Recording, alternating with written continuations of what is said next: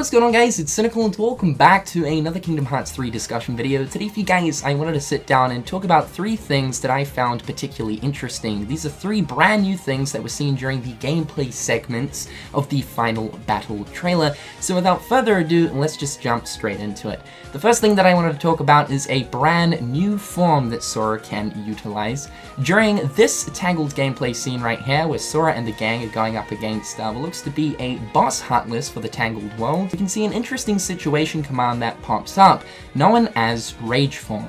Now, we haven't actually seen anything to do with this form in amongst the crazy amounts of gameplay that we so far have for the game. We can clearly see that Sora is equipped with the Frozen Keyblade. However, we do know that the Keyblade transformation for the Frozen Keyblade is known as Blizzard Blades and Blizzard Claws. So yeah, the Frozen Keyblade does not put you into Rage Form. So this either must be a different Keyblade that Rage Form is attached to, and it's totally possible that the person that was capturing this gameplay right here was using a different Keyblade before they switched to that of the Frozen Keyblade, and it could be that previous Keyblade that the player was using that activates Rage Form. Now, I'm also thinking that Rage Form could be something completely different, not so much a Keyblade transformation or form that is activated through a specific Keyblade. Rather, I have a feeling that Rage Form might be Kingdom Hearts 3's version of Kingdom Hearts 2's Anti-Form.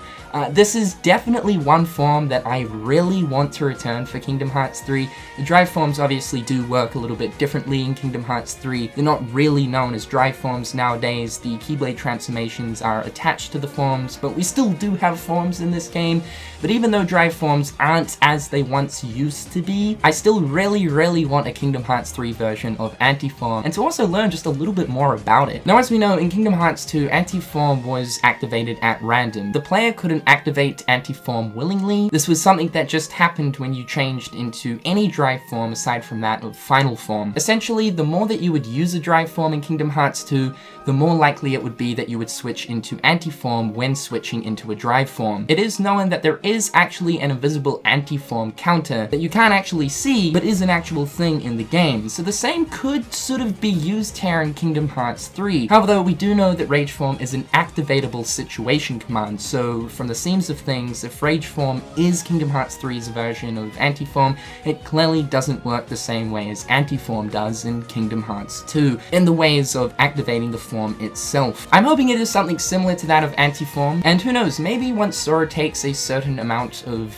damage, eventually Rage Form pops up for the player to utilize. Sora clearly in this gameplay is not on low health whatsoever, but I'm also thinking if Sora takes a certain amount of damage within that one situation, that could be what triggers Rage Form. So next up, let's talk about the brand new Keyblade that we briefly got to see in the trailer, and that is the Ratatouille Keyblade. So as we know, Remy is in Kingdom Hearts 3. He resides in that of Twilight Town within his very own restaurant, and we're actually able to cook with the rat, make some delicious feasts, and basically these feasts give us things like stat increases and different special bonuses that will without a doubt come in extremely handy for many different battle situations. Now, it's been explained that you have to find different ingredients that are scattered throughout the different worlds, return them to Remy, and from there you can make certain different recipes. So it seems to be that there is actually a Keyblade that goes along with this mini game, and I would say that the way that you obtain this Keyblade is most likely making all of the recipes in the game,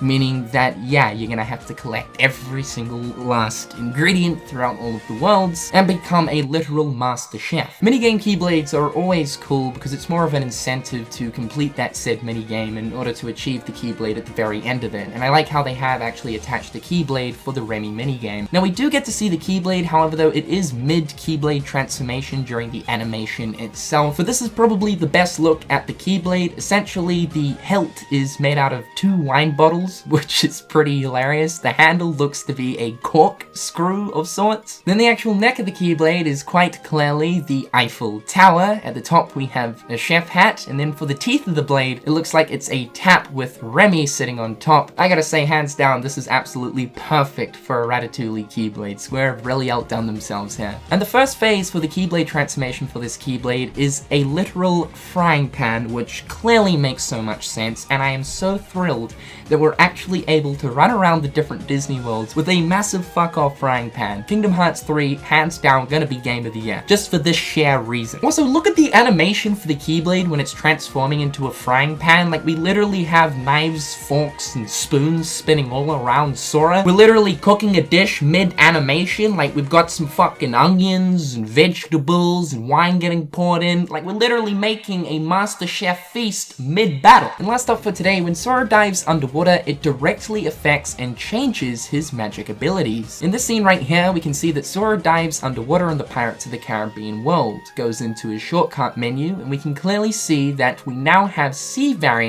of our offensive magic. We have Sea Fire, Sea Blizzard, and Sea Thunder. We get to see Sea Blizzard in action, and it actually changes Blizzard from being the traditional Blizzard projectile to more of a Kingdom Hearts 1 version of Blizzard. As we can see, Blizzard spreads when it's underwater and leaves a really cool spiky icicle effect just lying there in the water before quickly shattering. Don't know exactly how Sea Fire is going to work per se. Really cool to know that when using magic underwater, it actually changes the way that the magic works. And also for the likes of something like Thunder, is it going to electrocute the entire area surrounding Sora? I can imagine Sea Thunder will be one that I'm going to use quite often. But anyway guys, that is going to wrap up today's video. Just 3 interesting new things that I came across within the most recent Final Battle trailer that I thought I would bring to your guys' attention. In the comment section down below, please do share your thoughts and opinions. With all that being said though guys, I'm Cynical, hopefully you're having a fantastic day,